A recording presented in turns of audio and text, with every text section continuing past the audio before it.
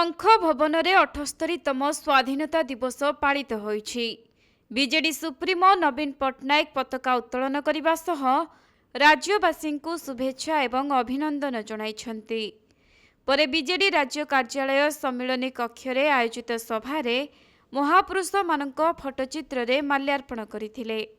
देश तथा राज्यर गौरव वृद्धि पाई काम करने परामर्श देथिले विरोधी दल नेता नवीन पट्टनायक। एही अवसर रे स्वाधीनता संग्रामी परिवार वर्ग को संबर्धित करा जायथिला।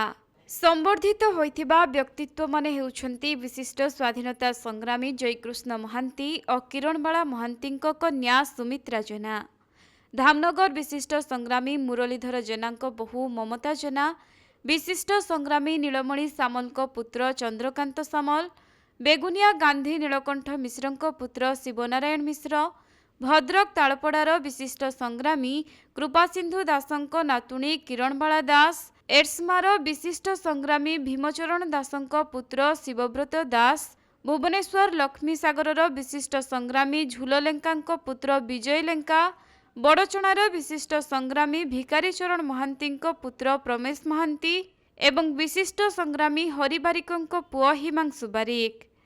तेबे समस्त को संबर्धना दिया परे नवीन निवास रे विरोधी दल नेता नवीन पट्टनायक स्कूल पिलामानंक गहण रे पताका उत्तोलन करथिले।